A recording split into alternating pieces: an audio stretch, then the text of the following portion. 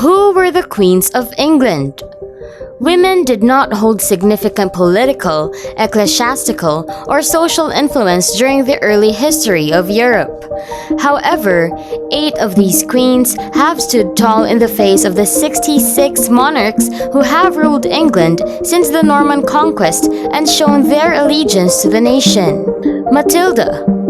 At the age of 8, Matilda was brought to Germany to reside at the court of her fiancé, the Holy Roman Emperor. At 11, Matilda married the 27-year-old Emperor Henry V. When her husband passed away in 1125, her father Henry remarried her off, this time to Geoffrey Plantagenet, Count of Anjou. Matilda took on the title of de facto Queen of England and solely exercised her power after her brother died. However, her cousin, Stephen of Blois, asserted that his uncle had changed his mind and recognized him as the rightful heir while still alive. The influential English barons supported this claim. Matilda was furious and resisted accepting this decision. Stephen lacked the ruthlessness necessary to govern the subsequent chaos as civil war broke out and word of his disagreement with Matilda spread. Stephen put up a valiant battle before being overpowered and brought before Matilda, who immediately had him locked up in Bristol Castle. But because Matilda was viewed as naughty and despised, she did not succeed in winning the crown. Stephen was later put back to power. The legitimate successor to the English throne, Henry, Matilda's son with the Count of Anjou, then arrived in England. Unfortunately for Matilda, Stephen's troops destroyed Henry's little force, and the majority of his supporters turned on him. Stephen and Henry of Anjou signed the Treaty of Westminster in 1153. In accordance with this, Henry would become king after Stephen's reign ended. King Henry II, the first of the Plantagenet dynasty of kings, was crowned less than a year after Stephen's death. Lady Jane Grey. Lady Jane Grey was a Tudor queen who had the shortest reign of any English or British ruler at just 9 days, earning her the little 9 days queen.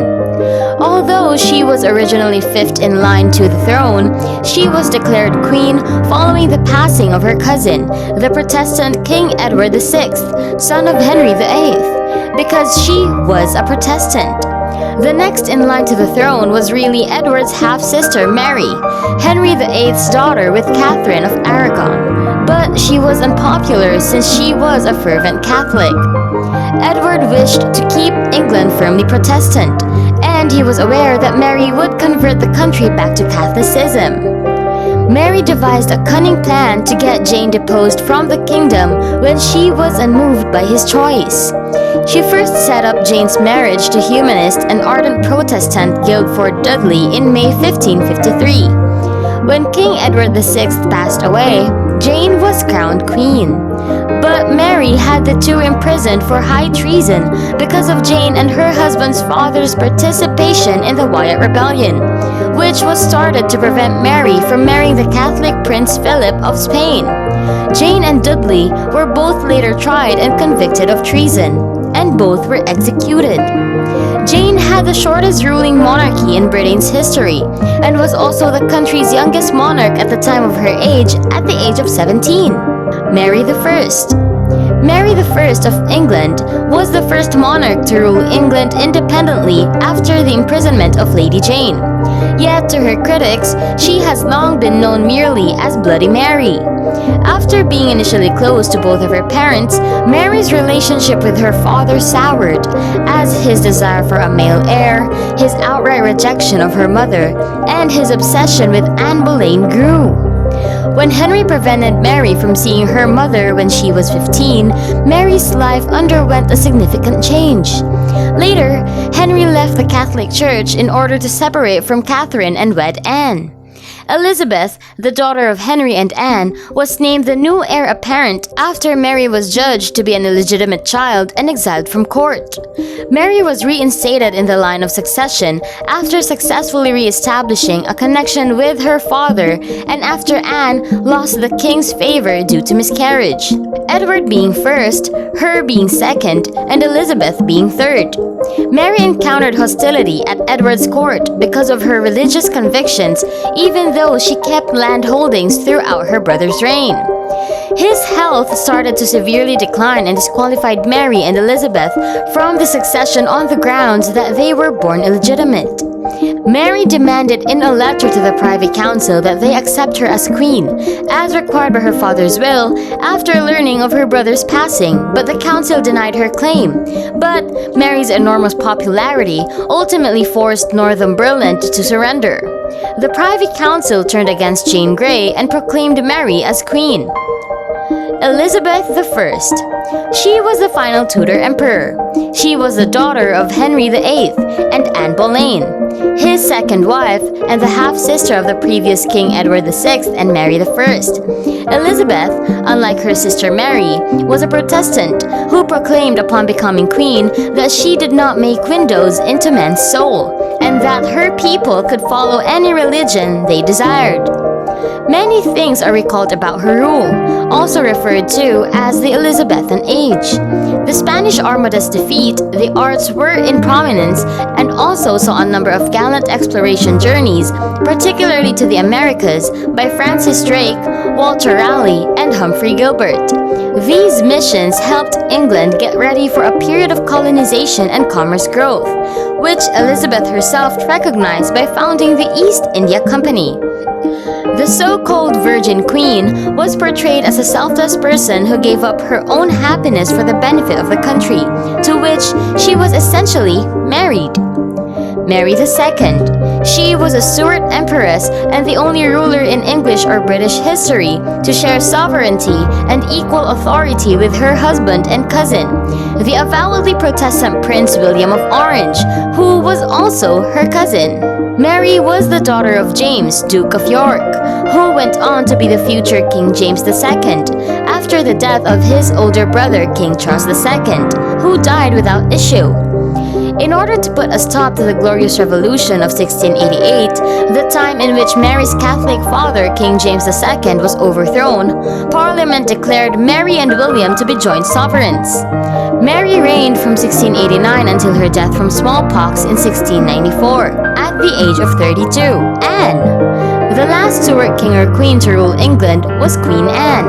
After the passing of her brother-in-law King William III of Orange, she ascended to the throne.